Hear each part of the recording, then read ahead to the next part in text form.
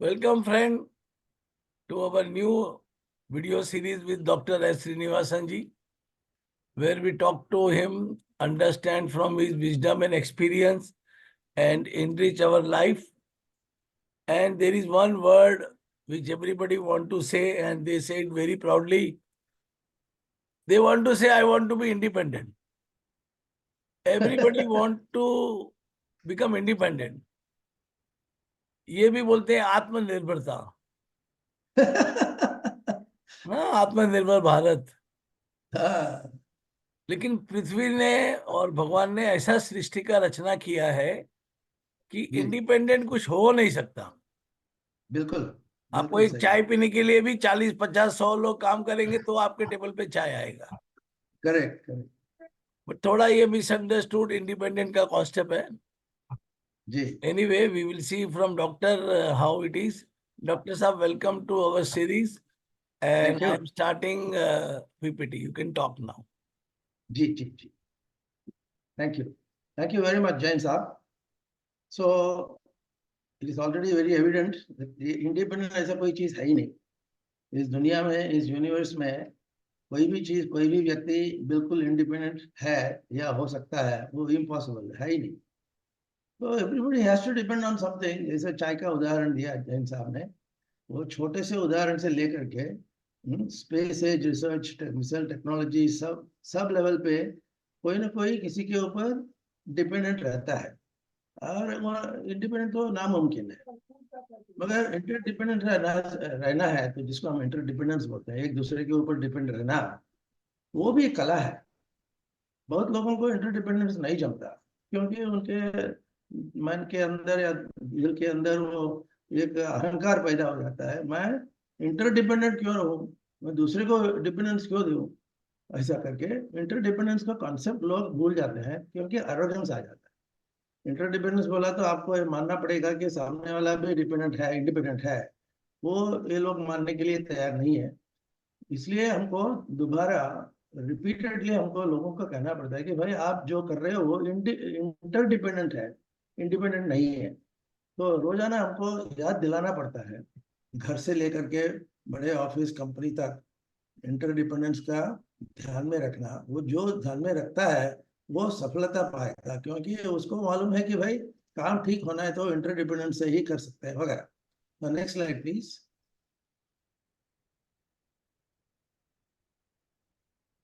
अच्छा, अभी ये जो देख रहे हैं आप, ये पत्ते का, हाँ, ये पत्ता जो दिखता है ना, आप इसको हम दोना कहते हैं।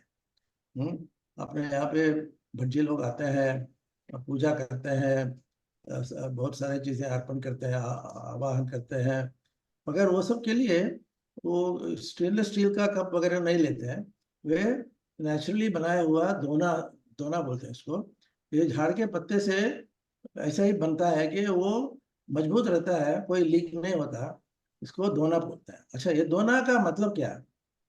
इसमें ऐसा है कि तमिलनाडु में भी ऐसा कहा जाता है कि, और सभी जगह पे, ये दोना जब आप यूज कर रहे हो, उसमें अंदर घी रहता है और बाहर पत्ता रहता है। इसको लोग पूछते हैं कि घी इंडिपेंडेंट है क्या, पत्ता इंडिपेंडेंट है? ये तमिल में बड़ा डिबेट होता है, क्योंकि हमको लगेगा ये तो सिंपल चीज है। इसमें ये दोना के अंदर आप घी डालेंगे तो दोना रह सकता है, नहीं तो हवा में उड़ जाएगा। तो दोना इसके लिए, घी के लिए सपोर्ट है, और घी दोना के लिए सपोर्ट है। इंटरडिपेंडेंस जो है ना, ये बहुत सूक्ष्म दृष्टि से लोगों को समझना चाहिए कि ये पत्ता ऑर्डिनरी पत्ता है। वो ध्यान में रखे हुए हमें रहना है कि दोना जैसा रहेंगे और घी जैसा रहेंगे, और दोनों मिलजुल के रहेंगे। ये वैदिक कर्मों में वो इसका इस्तेमाल किया जाता है। Next slide please. अब ये देखियो, ये हॉकी खेल रहे हैं लोग, फुटबॉल खेल रहे हैं, कोई भी टीम गेम खेल रहे हैं। और उसमें 10 लोग बैठे हैं वो रिंग के अंदर। वो एक दूसरे को इंटरडिपेंडेंट समझ कर ही वो बॉल को हैंडल करेगा। कोई भी प्लेयर, हॉकी में या बोलो फुटबॉल में बोलो, एकदम अकेला जाके गोल मारने वाला है ऑलमोस्ट है ही नहीं। क्योंकि वो गोल पोस्ट तक आएगा और दूसरों को दे देगा ताकि वो फटाक करके वो गोल के अंदर डाल दे।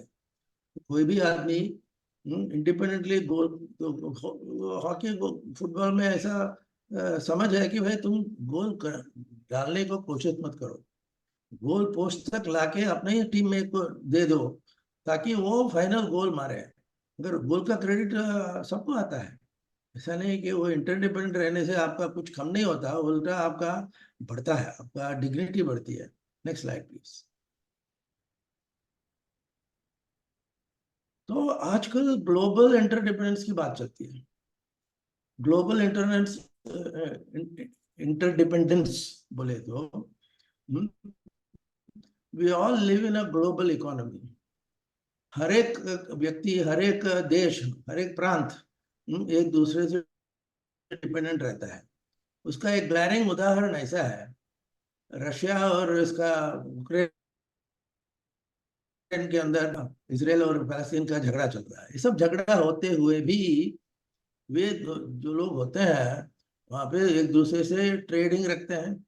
यूक्रेन से रशिया, रशिया से यूक्रेन ट्रेडिंग चलता है, हजारों कोटी डॉलर का ट्रेड चल रहा है।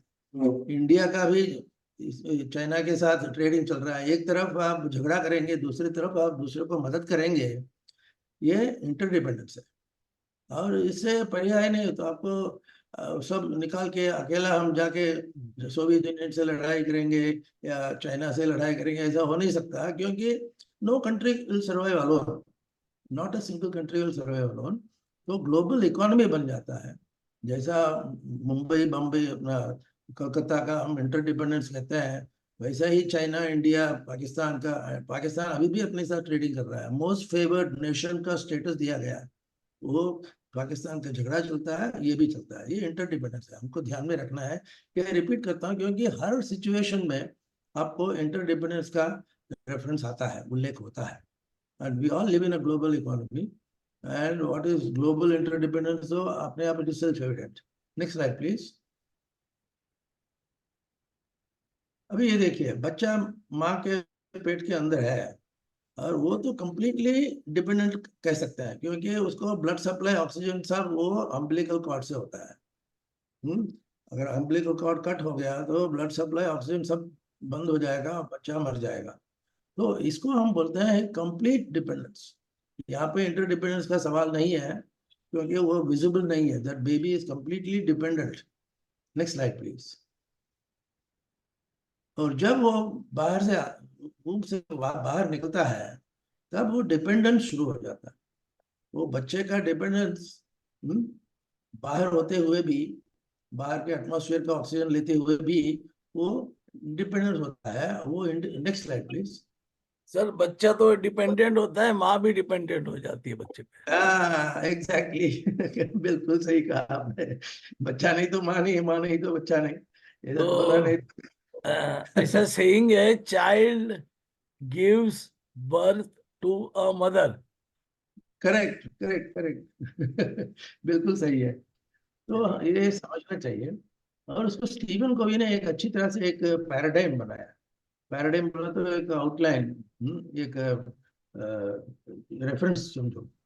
उसमें ऐसा है कि आप सबसे नीचे आप देखेंगे डिपेंडेंस, और वो डिपेंडेंस को ये करके, कॉन्कर करके जब आप रहेंगे, वो आपको इंडिपेंडेंस कहा जाता है आपका। और उस लेवल पे जो है, डिपेंडेंस से लेकर के इंडिपेंडेंस तक आने का जो है, उसको स्टीवन कोवी ने क्या बनाया, प्राइवेट विक्ट्री बनाया। प्राइवेट विक्ट्री बोले तो अपने ही लेवल पे विक्ट्री आती है, तो डिपेंडेंस टू इंडिपेंडेंस आता है। मगर वो बच्चा बड़ा हो गया, कोई भी नेशन हो बड़ा हो गया, हाँ, कोई भी सिचुएशन हो, बड़ा फैक्ट्री आपने आपने शुरू किया, वो इंडिपेंडेंटली आप करेंगे तो पब्लिक विक्ट्री आती है, वहां से आपको इंटरडिपेंडेंस चालू हो जाता है। अभी स्पेस एज टेक्नोलॉजी है, सब लोग जानते हैं कि just to launch one rocket you have to have literally hundreds of people working वगैरह। वो इंटरडिपेंडेंस जब लोगों को मन के अंदर समझ में आ जाता है, तब वो काम अच्छा बनता है। नहीं तो क्या होता है, मोस्टली ये ईगो जो होता है ना, वो जो आदमी इंडिपेंडेंट रहता है, उसके मन में एक भ्रम है कि भाई मैं कर रहा हूँ सब। जैसा जैन साहब का उदाहरण फिर से हम लेंगे, वो चाय मैं पीता हूँ, मैं बनाता हूँ, मैं पीता हूँ, वो अहम भाव, अहंकार जो है ना, जिसको हम ईगो कहते हैं कि अज्ञान कहते हैं, वो जब आप उसको समझ के उसके हिसाब से बर्ताव करेंगे, वो इंटरडिपेंडेंस जब आ जाएगा, तो भगवत गीता में यही रेफरेंस है, वेदों में पुराणों में भी यही रेफरेंस है। तो इंटरडिपेंडेंस जो आता है वो 7 हैबिट्स के अंदर वो सर्वश्रेष्ठ है। और वो समझना चाहिए, interdependence also teaches you humility. हम हम्बल रहने को सीखो, क्योंकि आपको मालूम होना चाहिए कि चाहे हो या और कोई हो चीज हो, आपको कहीं ना कहीं किसी के ऊपर डिपेंडेंट रहना ही पड़ेगा, नहीं तो आप खुद मर जाएंगे। दूसरों को आप मरवा देंगे, ऐसा समझ रहे हो कि आप खुद मर जाएंगे। तो that is extremely extremely important. मगर ये अहंकार को जो दूर करना है ना, वो हर क्षण में अपने को महसूस होना चाहिए। तो ह्यूमिलिटी अपने आप आ जाती है, नम्रता आ जाती है, सर झुक के आप दूसरों के साथ बर्ताव करेंगे। तो इंटरडिपेंडेंस, वो 7 हैबिट्स का जो शिवन कवि साहब ने बताया, वो ऐसा ही शुरू होता है और विकसित होकर आगे आता है। Next slide please. Sir interdependence आ गया जी, तो हमको मालूम पड़ता है कि अहंकार कितना तुच्छ है, छोटा है। Correct correct. तो ईगो निकालने से इंटरडिपेंडेंस नहीं आएगा, इंटरडिपेंडेंस समझने से ईगो जाएगा। क्या बात है, हाँ, बढ़िया, बिल्कुल बढ़िया, वेरी ट्रू, थैंक यू। अच्छा, वो नेचर के अंदर भी डिपेंडेंस इंडिपेंडेंस इंटरडिपेंडेंस का मामला रहता है। और इसका सबसे बड़ा उदाहरण बोले तो, plants and animals also have interdependence. Plants and animals give something to the planet and then take something from the planet. ये जो interdependence of plants and animals, ये conservation of ecosystem जो बोलते हैं ना, आप कहीं भी जाएंगे, वेस्टर्न घाट जाएंगे, हिमालय में जाएंगे, आल्प्स में जाएंगे, वो जो सिस्टम बनता है, वहाँ पे animals learn to interact with each other, और वहाँ वह इंटरडिपेंडेंस होते हुए ही काम में आता है आपका। अभी आप कोई नेशनल पार्क जाएंगे, Kanha park, Kanha tiger resort जाएंगे और कहीं जाएंगे, वहां पे ऐसा रूल है कि आप वो इकोसिस्टम को डिस्टर्ब नहीं करना। क्योंकि अगर आप उसको डिस्टर्ब करना शुरू कर दिया, तो उसका प्लांट लाइफ और एनिमल लाइफ सब बिगड़ जाएगा और एनिमल्स मरते जाएंगे। तो इसका लेटेस्ट उदाहरण है कि कान्हा सैंक्चुरी के अंदर उन्होंने वाघ को, टाइगर को लाया। अगर वो टाइगर मर गया, क्यों? वो टाइगर को इंटरडिपेंडेंस जमा नहीं, वो कैसा भी ऑफ द लैंड रहने का, फिर ऑन द लैंड रहने का वो रिलेशनशिप टाइगर को जमा नहीं। क्यों? वो टाइगर को आदत नहीं थे, बचपन से उनको उठा के कान्हा में डाल दिया। उससे instead of that, if you really learn to teach others interdependence and if you practise interdependence, वो सबसे सर्वश्रेष्ठ माना जाए। कंजर्वेशन ऑफ इकोसिस्टम, आजकल इकोसिस्टम के ऊपर ध्यान बहुत दिया जाता है। अभी शिवरी नौशेवा का जो बड़ा ये बनाया, ब्रिज बनाया, हम्म, तो लोगों को इकोसिस्टम को डिस्टर्ब नहीं करना चाहिए, वो समझ के उन्होंने किया। और इको फ्लैमिंगोस को, flamingos have to fly in that area, but many flamingos died. अभी just yesterday many flamingos died. क्यों? तो उनको मालूम नहीं था कि फ्लैमिंगो सीधा आके टकरा के वो मर जाएगा बेचारा। इसलिए उन्होंने वो आर सस्पेंशन ब्रिज ना करते हुए ऑर्डिनरी ब्रिज बना के फ्लामिंगोस के लिए जगह छोड़ा। तो इकोसिस्टम का ध्यान में रख के ही किया हुआ है। ऐसा सभी जगह होना चाहिए, होता भी है, धीरे धीरे वो होता है। Next slide please.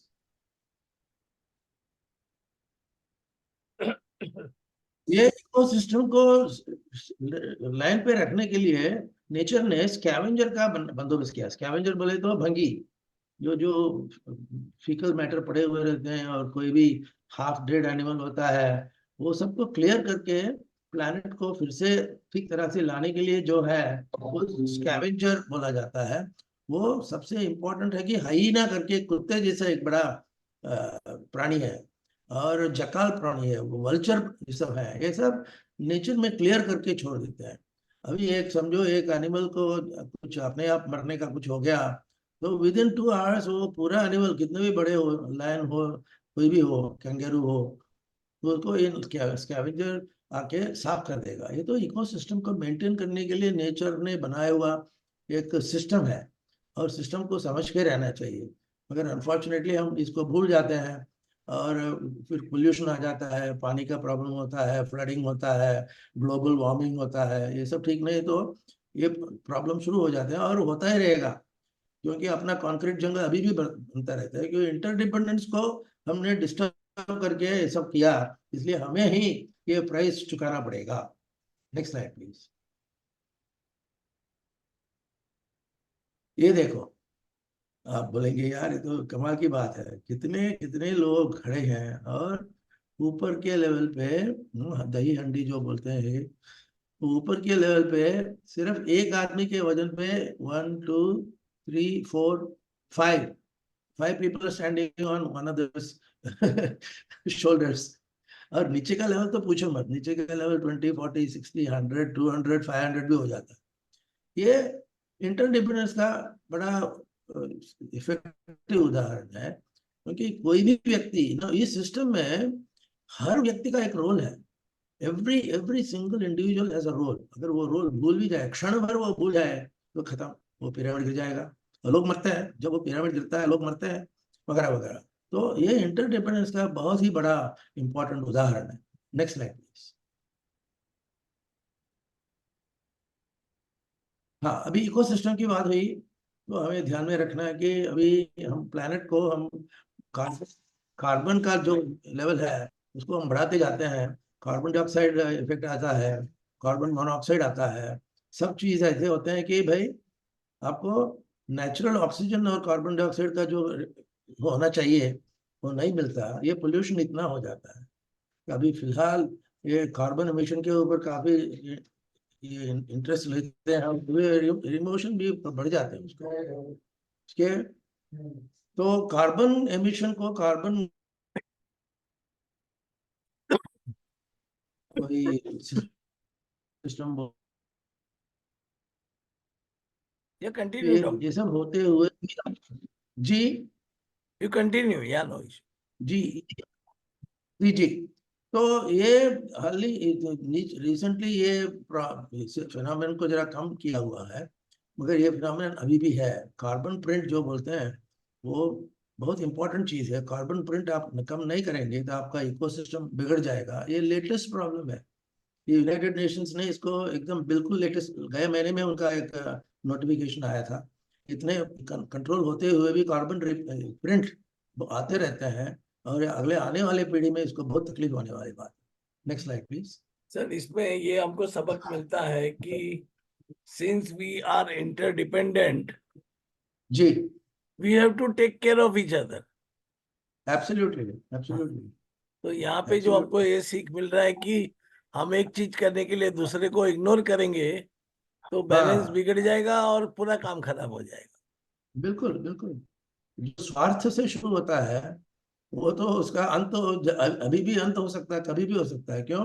आपको सपोर्ट करने के लिए आदमी नहीं, प्राणी नहीं, सिस्टम नहीं, कुछ नहीं। तो इसको हम बायोलॉजी में सिम्बायोसिस बोलते हैं। अभी पुणे में एक मैनेजमेंट इंस्टीट्यूट है, सिम्बायोसिस कहा जाता है। और सिम्बायोसिस बोले तो क्या, आप जियो और जीने दो। ऐसा बोलते हैं ना, जेम्स बॉन्ड का एक मूवी था, लिव एंड लेट डाई बोला, ऐसा नहीं कि लिव एंड लेट लिव होना चाहिए। ये आप इसमें उदाहरण देखते हैं कि वो फंगस, वो पेड़ के ऊपर जो फंगस आता है, वो कैसा आता है, देखिए वो सब उसका पूरा न्यूट्रिशन वो पेड़ से ही लेना होता है। तो उसका सिम्बायोसिस का उदाहरण करके दिया है। तो जब आप न्यूट्रिशन लेंगे, झाड़ से, पेड़ से न्यूट्रिशन लेते हैं, वो झाड़ पेड़ को आपको न्यूट्रिशन वापस करना पड़ेगा, नहीं तो झाड़ भी मर जाएगा, ये भी मर जाएगा, उसका फंगस भी मर जाएगा। सिम्बायोसिस एक दूसरों का ये जो सपोर्ट सिस्टम है, सभी हर एक लेवल पे सिम्बायोसिस की कोशिश है। अभी हमने फ्लैमिंगो का उदाहरण देखा। फ्लैमिंगो उदाहरण है कि आप फ्लैमिंगो को संभालेंगे तो आपका इकोसिस्टम अच्छा रहेगा, आपका ग्लोबल वार्मिंग नहीं होगा, टेम्परेचर ठीक से रहेगा, कंट्रोल में रहेगा। इसलिए आपने इतना पैसा खर्च करके वो ब्रिज बनाया, जिस ब्रिज के ऊपर आप जो भी कमर्शियल एक्टिविटी करेंगे वो नेचर को डिस्टर्ब ना करते हुए कमर्शियल एक्टिविटी होता है, वगैरह वगैरह। Next slide. तो हमने कहा जियो और जीने दो, ये प्रॉवर्ब है। ये कहावत है, आप जियो और दूसरों को भी जीने दो। वो प्रॉवर्ब को हम भूल जाते हैं। Next slide please. उसका उदाहरण ऐसा दिया जाता है कि डॉग इन द मैंगर, ये उदाहरण बाइबल में है, अपने पुराणों में भी है। एक कुत्ता है, वो दूसरे किसी को आने नहीं देगा। क्यों? वो जो उसका ये होता है ना, हे बोलता है। हम्म? वो हे को कुत्ता तो नहीं खा सकता, मगर दूसरा कोई कहो आ गया खाने के लिए कोशिश करेगा तो वो भी खा नहीं सकता। तो आप खुद नहीं करेंगे और दूसरों को भी करने नहीं देंगे।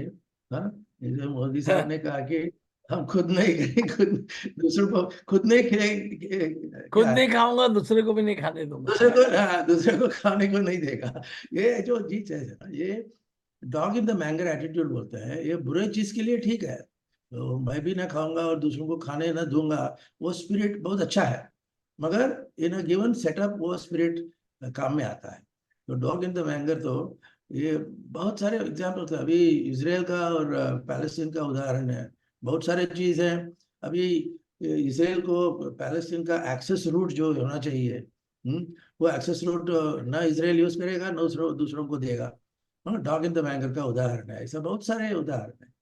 तो ये नहीं होना चाहिए सिम्बायोसिस में। ये अभी इसका ये उदाहरण देखो, गट फ्लोरा, अपने पेट के अंदर जो मेडिसिन के अंदर वो एंटीबायोटिक्स लेते हैं, एंटीबायोटिक्स में उसको स्टमक के अंदर रखने से डायरिया हो सकता है, जुलाब हो सकता है, वगैरह वगैरह। But at the same time उसी स्टमक के अंदर बहुत सारे बहुत ऑर्गेनिजम्स रहते हैं, बैक्टीरिया रहते हैं, वो गट को मदद करते हैं, जिसको हम गुड बैक्टीरिया बोलते हैं, और उसका विरुद्ध बैड बैक्टीरिया बोलते हैं। आदमी गुड हो सकता है, बैड हो सकता है, बैक्टीरिया भी गुड हो सकता है, बैड हो सकता है, वो समझ के रहना। ये बायोलॉजी में सिम्बायोसिस का एक बड़ा उदाहरण है, मगर बाहर से हमको तो हमें दिखने में समझेगा नहीं, क्योंकि वो इतने छोटे छोटे छोटे होते हैं, गुड फ्लोरा बोलते हैं। वो आप डिस्टर्ब कर देते हैं, एंटीबायोटिक 10 दिन खाएंगे तो आपका तकलीफ बिगड़ जाए, बहुत सारे प्रॉब्लम्स हो जाएंगे। तो गट फ्लोरा में आजकल रिसर्च में ऐसा होता है कि गुड बैक्टीरिया को रखो, बैड बैक्टीरिया को मार दो। ये कॉन्सेप्ट है, वेरी सूक्ष्म दृष्टि से बनाया हुआ कॉन्सेप्ट है, और वो अभी भी चालू है। अभी every patient, every prescription we give has good bacteria and bad bacteria effect. तो उसको ध्यान में रखते हुए हमें जीना है। अभी हम घर में दही खाते हैं, उसी प्रिंसिपल के ऊपर वो बनाया गया हो। तो जैन साहब, many thanks for giving me an opportunity to share. And as always, you keep smiling. I keep doing that. That's very good. Good for your health and my health also. So thanks. I want to end up with something.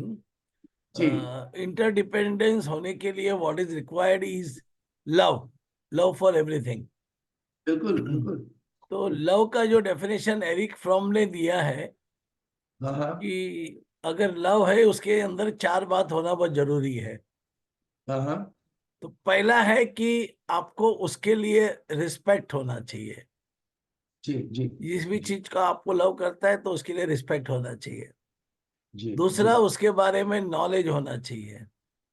या तीसरा, it is your responsibility to save them, क्या grow बात them, है, and क्या the बात fourth is you to take care of them. है। Yes yes. If you to love everything you will be in interdependence mode. And इसके ऊपर top up जो cherry है वो है सेंस ऑफ ग्रेटिट्यूड। क्या बात तो यू विल है। Get interdependence automatically. Absolutely. Thank you so much, doctor, and we will keep coming with up new videos. Thank you so much. Yes sir, thank you, thank you very much.